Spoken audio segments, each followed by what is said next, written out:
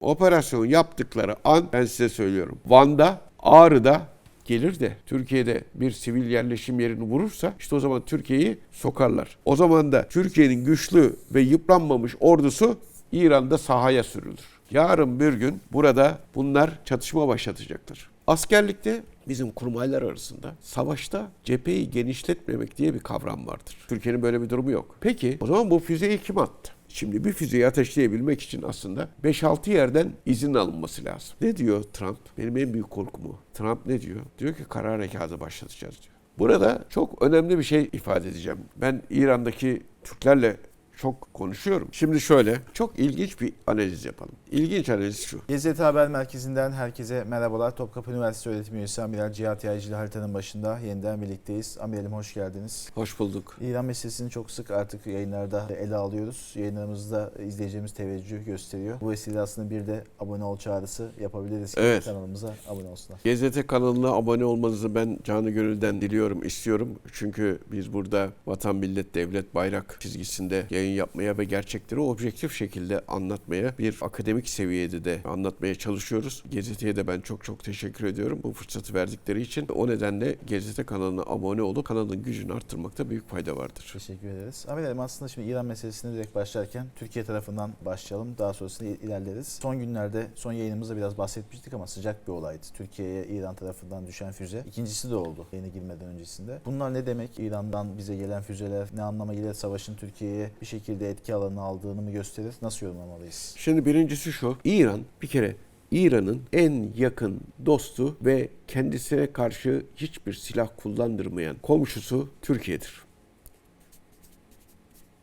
İran da bunun farkındadır. Dikkat ederseniz Türkiye'ye atılan füzeleri biz atmadık diye hem İran Dışişleri Bakanı Arakçı hem de Cumhurbaşkanı Pezeşkiyan açıkladı. İran Türkiye'ye füze atarak ne kazanabilir zaten? Ne elde edebilir? Askerlikte bizim kurmaylar arasında savaşta cepheyi genişletmemek diye bir kavram vardır. Yani biz cepheyi küçük tutarız. Ağırlık merkezini tespit ederiz, sıklet merkezini, oraya yoğunlaşırız. Orayı vurmaya çalışırız. Ağırlık merkezi ne demektir? Sıklet merkezi karşı tarafın yani savaştığınız tarafın, muhasımın savaşma azim ve iradesini kıracak noktaya saldırırsınız. Mesela Amerika nereye saldırıyor? Amerika yönetim kademesine saldırıyor İran'ın. Çünkü sıklet merkezi olarak İran yönetim kademesini tespit etmiş. Efendim şuraya nükleer santral varmış, oraya yapmış bilmem neleri. Bunlar tali. Bunlar da yönetim kademesini zorlamak için. Ama asıl hedef yönetim kademesi. Onun için Ali Hamenei dini lideri öldürüyorlar. Cumhurbaşkanını öldürüyorlar. Helikopterini düşürdürebiliyorsunuz. Amerika ile İsrail bunları yapıyor. Devrim muhafızları komutanlarını, genelkurmay başkanını falan öldürüyorlar. Neden? Komuta kademesini, yönetim kademesine hedef alıyor. İran Türkiye'yi niye hedef alsın o zaman? İran'da karşı tarafı diz çöktürmek için kimleri hedef alacak? Basra Körfezi'nde Amerika'ya ev sahipliği yapan ve kendi topraklarından İran'a saldırılan devletlerdeki Amerikan üslerini hedef alacak. Ve dolayısıyla siz bu üsleri kullandırmayın. Kullandırmazsanız bunlar bana saldıramazlar mesajı verecek. Türkiye'de böyle bir durum var mı? Yok. Irak'a saldırır. Çünkü kullanıyor. Kuveyt'e saldırır. Çünkü kullanıyor Amerika, İsrail. Efendim Suudi Arabistan'a saldırır. Çünkü kullanıyor. Katar'da saldırır. Çünkü kullanıyor. Birleşik Arap Emirlikleri'nde saldırır oradaki üslere. Çünkü Birleşik Arap Emirlikleri Amerika'ya, İsrail'e üs veriyor, destek veriyor. Ama Türkiye'nin böyle bir durumu yok. Peki o zaman bu füzeyi kim attı? Bu füzeleri kim attı? Birisi Hatay'a geldi, birisi Gaziantep'e geldi. Parçaları düştü. İşte vuran mühimmatın parçası ya da füzenin parçası işte öyle diyorlar. Ve sonra Milli Savunma Bakanlığı'nın açıklaması bu füzelerin İran'dan ateşlendiği yönünde. Bu bilgiyi hangi kaynaklardan teyit ettikleri tabii önemli. Dolayısıyla ben devletin resmi açıklamasını kabul ederim. Neticede İran'dan geldiğini Milli Savunma Bakanlığımız açıklamıştır. Dolayısıyla benim için doğru olan odur. Ben devletin insanıyım. O nedenle ben devletim ne derse ben ona itibar ederim. Şimdi bakanlığımızın açıklaması bu olduğuna göre o zaman soru şu. Aslında iki alternatif vardı. Bir, İran atmamış olabilir. Başkaları atmış olabilir. İran'ın üzerine ekmiş olabilir. İki, İran atmış olabilir. İran atmış olabilirse bir şey kazanmayacağı için bir, rotasını şaşırmış, kontrolden çıkmış füze olabilir. Değil mi? Başka bir yere gidecekken buraya gelmiş olabilir. İkincisi de İran'ın içerisinde Mossad ve CIA ajanlarının attırmış olma ihtimali. Bunlar böyle ajan değil. Mesela İran'da örnek veriyorum. Mesela bir kuvvet komutanı, bir tümen komutanı, füzelerden sorumlu, bir Tugay komutanı. Bunu ateşlettirmiş olabilir mi? Mossad'ın ajanı olan. Şimdi İran'da Mossad ajanları cirit atıyor. Yani düşünün, bir önceki Cumhurbaşkanı düşüp de helikopteri düşürülenden bir önceki, Pezeşkian'dan 2 önceki Cumhurbaşkanı olan Ahmedinejad açıklama yapmıştı, hatırlıyor musunuz? Mossad'la mücadele birimi kurduk biz istihbaratta. Başındaki adam Mossad ajanı çıktı diye. Zaten İran'da o kadar cirit atıyorlar ki devrim muhafızları komutanların, kuvvet komutanlarının, Genelkurmay Başkanı'nın oturduğu evin mahallesi, ilçesi, mahallesi, sokağını, caddesini, sokağını, apartmanını geç, adamın kaçıncı katta olduğunu geç, adamın hangi saatte odada olduğunu dahi tespit edip o odaya füze sallayıp insanları öldürdüler. Dolayısıyla içerisinde iyice yayılmış bir vaziyette Mossad ve CIA ajanları var. Emir komuta zinciri koparsa eğer bir devlette durum çok felaket olur. Şimdi bir füzeyi ateşleyebilmek için aslında 5-6 yerden izin alınması lazım. İşte ateşleyelim. Evet ateşleyelim ama sormam lazım. Bir üste en sonunda devlet başkanına kadar gelir. Devlet başkanı yetki devri yapmamışsa. Ama bu alttakilerin yapacağı bir iş değildir. Ama İran'da komuta zinciri koptu. Komutanlar, yerine gelen komutanlar da öldürüldü. Yani şu anda komuta zincirinde kopukluklar var. Dolayısıyla alttaki Mossad ajanları istedikleri gibi hareket ediyor olabilirler. Birinci alternatife girirsek İran atmamış, başkası atmış, Türkiye'ye yönlendirmiştir. Peki neticede bunlar Türkiye'ye geliyorlar. Bir kere Türkiye'nin hava sahasına giriyorlar ve Türkiye buna tepkisiz kalamaz bir devlet olarak. Bir cevap vermek durumunda ve gereğinde yaparız dedi Sayın Cumhurbaşkanı da, Sayın Milli Savunma Bakanı da, Dışişleri Bakanımız da hepsi. Devlet refleksi zaten böyle bir şey. Fakat niye füze atılır Türkiye'ye? İran'ın içerisinden Mossad ajanlarının ya da İran'ın dışından İran atmış gibi gösteren kimler, bundan ne fayda umar? Şimdi bakın, Amerika Birleşik Devletleri Başkanı Donald Trump şöyle bir laf etti. Dedi ki, daha önceden de konuşmuştuk. Türkiye'nin güçlü ve yıpranmamış ordusu var. Biz hemen Doğu kültürünün bir gereği olarak alkışladık kendimizi. Yani çünkü böyle bizim güçlü ordumuz var. Gururumuz okşan, yıpranmamış ordumuz var. Halbuki orada verdiği işaret adamın, ben bunu kullanmak istiyorum. Beni cezbeden bir şey var orada Türkiye'de. Güçlü ve yıpranmamış bir ordu. Ben bunu kullanacağım. Kendi emellerim doğrultusunda kullanmak istiyorum. Ve bunun da biraz yıpranmasını da istiyorum aynı zamanda. Bir taşla 2 kuş vuracağım. Peki bu nasıl olacak? Yani şöyle, mesela bu lafı şöyle düşünmek lazım. Güçlü ve yıpranmamış ordusu var. Almanya'da şunu söyleyebilir. Diyebilir ki, Almanya'nın otomobil endüstrisi, sanayisi çok güzel. Birlikte işbirliği yapabiliriz. Fransa'nın tarımı çok iyi. Benim ilgimi çekiyor burada işbirliği. Türkiye'de de güçlü ve yıpranmamış ordu diyor. Bu bir niyet belirtisiydi. Peki şimdi gelelim buradan bu İran meselesine, İran füzeleri meselesi. Bu füzeleri düşüren, kim düşürdüğünü açıkladılar? NATO unsurları. NATO hava savunma unsurları tarafından düşürüldü. Sonra öğrendik ki gazetelerden Doğu Akdeniz'deki Amerikan gemileri, NATO şemsiyesi altında bulunan Amerikan gemileri bu füzeleri düşürmüş. NATO unsurları tarafından düşürüldü demek, Türkiye bir NATO üyesidir. Dolayısıyla Türkiye bir NATO üyesi olduğu için Türkiye'ye saldırı aslında füze gelmesi, NATO'ya füze gelmesi demektir. Değil mi? Peki NATO'ya füze gelmesi durumunda ne olur? NATO'nun 4. maddesi gereğince gerekli tedbirler alınır. Patriotlar Türkiye'ye getirilmiş. Evet ama Kürecik tarafına da konumlandırıldığı konumlandırıldı. Bak şimdi. Bir sonraki basamak 1-2 tane daha atarlarsa bu 4, NATO 5 devreye girer. Yani savunma. NATO'nun kendi kendini birimize saldıran hepimize saldırmış olur. Hepimiz birimiz için, birimiz hepimiz için sözü burada gerçeklenir. O zaman ne olur biliyor musun? ABD, İsrail'in İran'a saldırısı, gayrimeşru saldırısı, daha önce konuştuğumuz tamamen hukuksuz saldırısı NATO-İran savaşına dönüşür. Bunlar da meşrulaşır. Unutulur gider.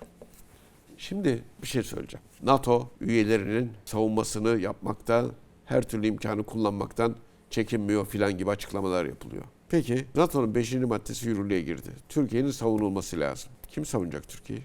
Patriotlar geldi. Amerikan uçakları geldi. Bunlar yeterli mi? Ne diyor Trump? Benim en büyük korkum o. Trump ne diyor? Diyor ki kara harekatı başlatacağız diyor. Dün öğleden sonra bir senatörün açıklaması vardı. En gergin, en kötü toplantıdan çıktım. Kara harekatı başlatmayı düşünüyorlar diye. Şimdi İran'a kara harekatı yapmak için yüz binlerce Amerikan askeri getirilebilir mi buraya? Gelmez. Kimse getirmiyor. Ama buraya yüz binlerce asker gerekli. O zaman kim kullanılır diye endişe ediyorum ben. NATO 5. maddesi yürürlüğe Türkiye üzerinden sokulursa Türkiye'nin savunması Belçika askeri tarafından mı yapacak? Belçika'dan asker mi? Hollanda'dan asker mi gelecek bize? Zaten asker bulamıyor onlar. Litvanya'dan mı gelecek? Letonya'dan mı gelecek? Zaten bir şeyleri yok.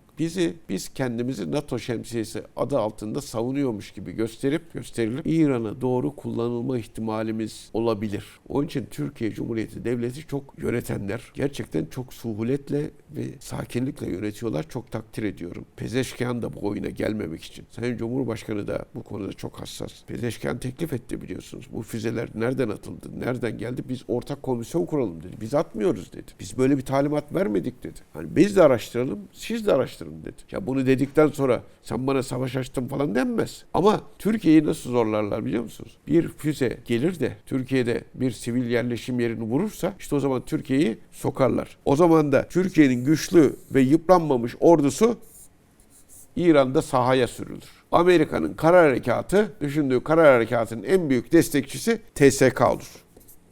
Bir plan bu olabilir. Bir de içeriden yine Trump'ın sözünden gelirsek PKK-PCA'nın bir hareketliliği var. Trump sürekli onlardan da destek istiyor. Yine bir kara harekatı unsuru olarak aslında konuyu konumlandırıyor ama dediğiniz senaryoda hem Türkiye'nin varlığı hem PCA'nın oradaki faaliyetleri nasıl yorumlayabiliriz? Şimdi şöyle, çok ilginç bir analiz yapalım. İlginç analiz şu. 1999'da APO yakalanıyor. Ve bu birinci basamakta 2001-2002'de PKK sözde ateşkes, kendini feshetme, Türkiye'den çekilme yapıyor.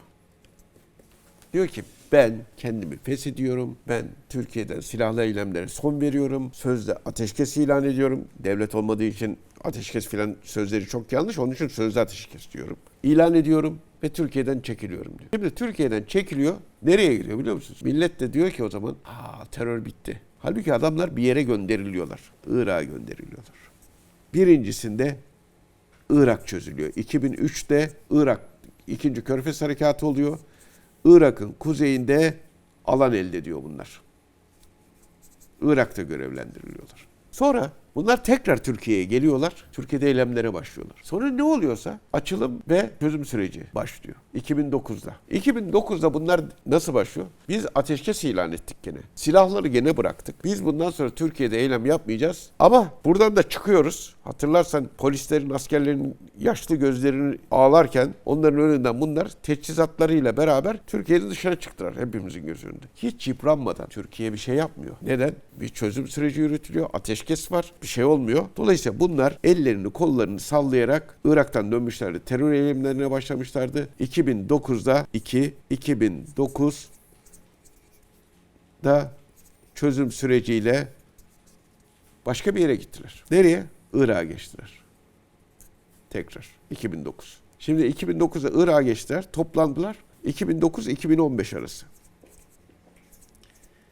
2009-2015 arasında bunlara hiç kimse dokunmadı. Neden? Açılım var, çözüm süreci var, bilmem ne var, sözlü ateşkes var, eylem yapmıyoruz, bize niye saldırıyorsunuz falan. Bunlar burada toplandılar. Aslında birileri ona talimat vermişti. Şimdi size şurada görev veriyoruz diye. Bunlar toplandılar, Suriye'ye gittiler. 2011'de Suriye'de iç savaş çıktı. Bunlar oradaydılar. Hiç zarar görmeden Türkiye'den çıkmışlardı. Irak'ın kuzeyinde zaten elde ettikleri alanda rahatlıkla teçhizatlandılar, talimatlandılar. Suriye'nin içine sızdılar. Suriye'nin içerisine girdiler ve bu sefer de Suriye'nin bölgelerini ele geçirdiler. Amerika, İsrail böyle talimat verdi. Sonra bir anda 3. çözüm süreci çıktı. 2024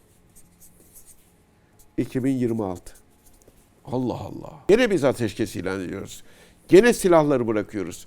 Gene kendimizi feshediyoruz. Türkiye'den çıkıyoruz. Türkiye'yi terk ediyoruz. Allah Allah. Bunlar bu sefer gene çıktı. Acaba bunlar nereye gidiyor? Nereye gitmek için hazırlık yapıyorlar? Ne talimat aldılar diye kimse düşünmedi. Bu arada 30 Ocak mutabakatı oldu Suriye'de.